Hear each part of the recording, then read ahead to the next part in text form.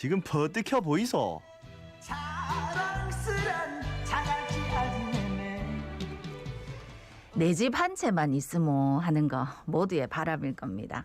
어찌 보면 소박할 수도 있는 그 꿈이 부동산 가격이 너무 오르면서 조금은 다른 양상을 띠고 있는데 요즘처럼 부동산에 사람들의 관심이 집중된 적이 있었나 이런 생각이 들기도 합니다. 사람 두셋만 모였다 하면 전부 부동산 얘기 아닙니까? 최근에 부산 집값이 심상치 않듯 결국 부동산 조정 대상 지역으로 재지정된 데에 관련해서 자세한 이야기 나눠보겠습니다. 자, 영산대학교 부동산학과 서정열 교수 전화 연결됐습니다. 교수님 안녕하십니까? 안녕하십니까? 네, 안녕하세요. 예. 조정 대상 지역으로 재지정되기 전까지 부산 집값이 정말 많이 올랐습니다. 어느 정도나 올랐다고 파악되는지요? 네, 지금 전국 1위입니다. 예. 그러니까 아니 현장에서 무슨 리포팅 하듯이 지금 막 올라가는 것처럼. 드디어 예. 전국 1등을 했고요. 예, 예. 조정 지역 재지정이 이루어진 그 하루 뒤까지도 전국 예. 1등이었고 지금도 지금 그런 여세를 좀 몰고 있는데요. 예, 예. 일단 그 아파트 매매가 상승률로 보면 전국 평균이 0.11%일 때 우리 부산은 0.44% 정도로 한 4배 정도가 더 상승폭이 좀 컸었고요. 네. 그 전세값도 역시 전국 1등입니다. 전국 평균이 0.17 그리고 서울이 0.22%밖에 안 올랐을 때 우리 부산은 0.37% 올랐기 때문에 어찌 보면 좀 지정이 예정돼 있었습니다만 지정할 수밖에 없었던 상황이 바로 우리 부산 지역의 아파트값 최근의 상승세 무섭다 불장이었다 이런 얘기도 있었지 않습니까? 예, 아파트값, 전세값 이런 거 다 오르면 사실은 살기 더 힘들어진다는 얘기 아닙니까? 참 1등 할 게 없어가 쓸데없는 걸 1등 해가지고 아이고 아침부터 마음이 답답한데 근데 어쨌든 간에 지금 조정 대상 지역으로 재지정된 해수동, 연남 요 5개구 있다 아닙니까? 네네. 조금 전에 그 지정된 다음 날까지도 올랐다 했는데 지금은 좀 어떻습니까? 집값 변화가? 일단은 지금은 호가 정도는 좀 낮춰서 매물이 나오고 있는 상황이고요. 네네. 예를 들어서 부산 해운대 같은 경우에도 지금 급매물로 나오는 건수가 조금씩 줄고는 있습니다. 부산 해운대 같은 경우에는 한 94건 정도로 좀 한 두세 건, 한 10건 정도 또 감소를 했고요. 연제구 수영구 같은 경우에는 또 일부 연제구는 감소했습니다만 수영구 같은 경우에는 급매물들이 좀 더 증가한 그런 상황을 보이고 있고요. 네네. 수영구의 대표적인 그 재건축 아파트 같은 경우에는 60제곱미터 같은 것들이 그 소위 발표 직전에는 호가가 한 13억까지 갔다면 지금은 한 11억 정도. 그러니까 지정된 이후에 벌써 한 1억이 빠질 정도라는 것은 그만큼 호가의 상승폭이 상당히 컸다 이렇게 볼 수가 있는 것이죠. 네, 지금 교수님 말씀 들으면서 아이고 5억 올랐는데 1억 빠지는 거 가지고 이렇게 말씀하실 수도 있을 것 같은데 하여튼 네네. 정말 불장이었습니다. 그럼 조정 대상 지역이 지정이 되면 당장 어떤 제약을 받는 겁니까?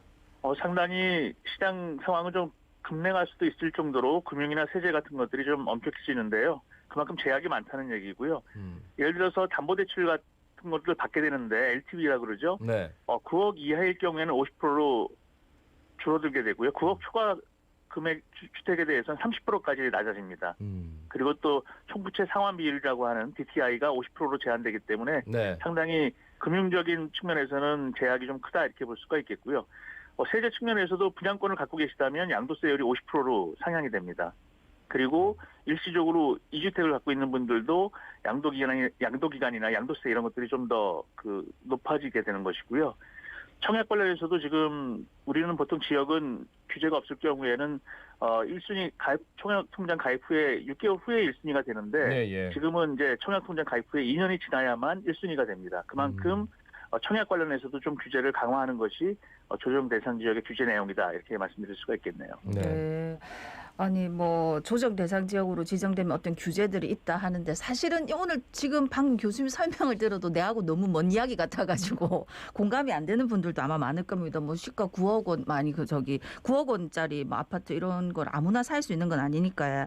근데 어쨌든 간에 제일 중요한 거는 조정 대상인 지역이 되고 되고 다 하면은 어쨌든 서민들이 집 한 칸 마련하기, 집 한 채 마련하기 좀 쉬워야 되는 거 아닙니까? 여기 말고 다른 데는 집값이 어떻습니까, 부산에?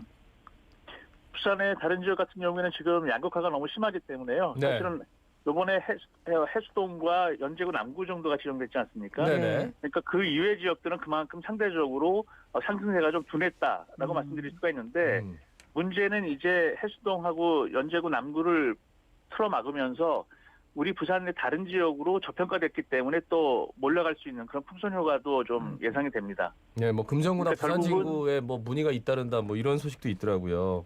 네네 맞습니다. 근데 그 사람 그게 이제 내 집 마련을 하려는 1주택자, 무주택자들이 그렇게 전화를 하느냐 그건 아닐 거 아닙니까?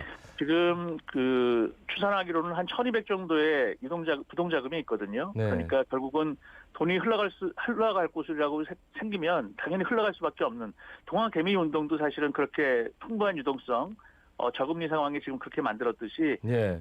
당연히 여기자본이 들어와서 시장을 좀 어지럽게 만들어 놓은 다음에 빠지기 때문에 지역 실수요자 입장에서는 우리가 내 집 살고 있는데 또 뭐 강서구나 동부산에 또 집 하나 더 있어야 되겠다 이렇게 생각지 않지 않습니까? 그렇죠. 네, 그만큼 그 여기자본의 유입이라는 것이 지금 부동자금이 많기 때문에 네. 저금리 유동성이라는 것이 그런 상황을 지금 만들고 있다 이렇게 볼 수 있겠습니다. 교수님, 그 유동성이 많다는데요. 그 유동성 왜 제 주머니에는 없을까요? 다들 그렇게 생각 안 하세요?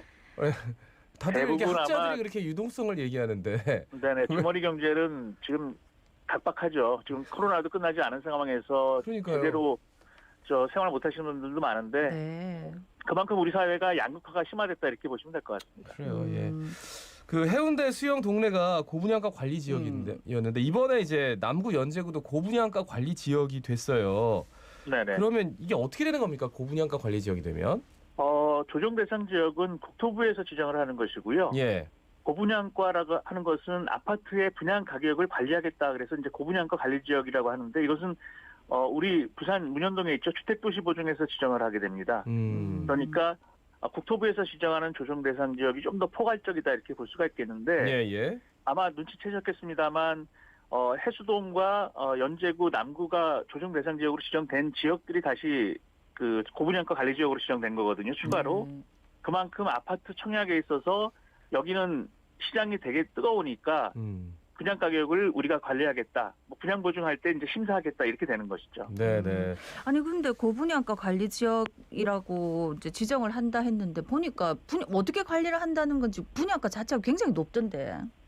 네, 그렇게 되면 이제 분양 보증 아파트를 분양할 때는 주택도시 보증을 통해서 그 분양 사고가 발생하는 것을 막기 위해서 분양 보증이라는 것을 들게 돼 있거든요. 예. 그 분양 보증을 발급할 때 주변 가격보다 얼마 조금이라도 비싸게 되면 사실은 심사를 해서 분양 보증을 안 해줍니다. 네네. 그러니까 쉽게 말하면 아파트 분양하지 말아라 이렇게 나올 수가 있기 때문에 네네. 분양 가격을 이제 낮추어서 심사를 받게 되는 것이죠. 그러니까 어떻게 보면은 고분양가 관리 지역이 되면 이전에 주위에서 이제 아파트 분양했던 가격보다 더 저렴하게 분양가를 낮춰가지고 들어갈 수도 있는 거겠네요, 그죠? 맞습니다. 그게 로또 분양이라고 그러니까 로또 분양이 하는 되는 것이죠. 거죠. 예. 그러니까 지금 아마 허그 입장에서도 상당히 곤혹스러울 텐데요. 예. 올라간 가격보다 낮게 들어와서 분양 보증을 내줬을 경우엔 그 또 청약 대상 아파트가 소위 촉매제가 돼서 더 뜨거운 청약 그렇죠. 열기를 만들어낼 수 있기 때문에 뭐 그것들을 조금 아마 고심할 겁니다. 그렇다면 이제 뭐 물론 이제 조정 대상 지역이 지정이 되면 아파트 뭐 전매도 제한이 되고 하긴 하는데 어쨌든 뭐 들어가기 전에 팔 수는 있는 거니까 참 그래요. 그러면 앞으로 어떻게 될까요? 계속 이 불장이 이어질까요? 풍선 효과도 벌써 뭐 김해, 창원 이런 데도 얘기가 많이 나오던데요. 어떻게 보세요? 네, 맞습니다. 지금 부산 내 소위 우리 지역 내에서도 비규제 지역이 있는 것이죠. 지금 네. 이번에 지정되지 않은 곳. 그런 곳으로 풍선 효과가 좀 많이 나타날 것 같고요. 이미 근데 사실 나타나고 있습니다. 그리고 지금 사실은 그 풍선 효과라고 하는 것은 서울 강남을 누르니까 주변에 수도권이 뜨거워졌고 수도권을 또 누르니까 이게 지역으로 여계자본이 부산이나 울산까지 내려갔었거든요. 근데 지금 이제 부산의 일부 지역을 잡았습니다만 사실은 가덕도 신공항 문제가 다시 또 정치권에서 촉발시키면서 에코델타 시티라든가 이런 사업들이 있는 지금 서부상권으로 이미 어느 정도의 풍선 효과가 지금 나타나고 있습니다. 그러니까 결국은 규제 지역은 규제를 했지만 비규제 지역으로의 풍선 효과가 이런 말씀드렸던 유동성 때문에 결국은 우리 지역 내 다른 지역으로 풍선 효과가 좀 나타난다 이렇게 지금 볼 수가 있겠네요. 네. 한숨만 나오네. 교수님 네. 부동산가 좀 이렇게 팍 내리게 할 수 있는 아파트 한 채 좀 장만하기 쉽게 할 수 있는 이런 정책은 없습니까? 제안하실 만한. 지금 24번째 대책이었죠. 전세 대책이라고 네네. 발표했습니다만 뭐 소위 얼마 안 되는 그 호텔방이 언급되면서 그만큼 지금 정부의 정책이 국민들에게 신뢰를 얻지 못하고 있기 때문에 사실은 좀 우려되는 부분이 없지 않아 있습니다. 그리고 예, 우리 예. 부산 같은 경우에는 지금 집값이 이렇게 호가가 오를 이유가 특별하게 없는데도 불구하고 소위 부산 우리 지역으로의 어떤 서울 쪽에서의 역외자본 뭐 이런 것들이 내려오면서 지금 이런 식의 불장을 만들어 놓고 있는데 이거 자체가 우리 지역의 실수요자 입장에서는 사실 그렇게 좋은 상황은 아니라고 볼 수가 있겠죠. 예, 예. 말씀 마무리하기 전에 청취자분께서 저에게 위로를 해주시네요. 저도 유동성 없으니까 걱정 마세요. 안 오르는 건 내 월급이랑 자기 자식들 성적밖에 없다네요. 4936번님. 알겠습니다. 말씀 여기까지 듣겠습니다. 고맙습니다. 고맙습니다. 네, 감사합니다. 예, 지금 영산대 부동산학과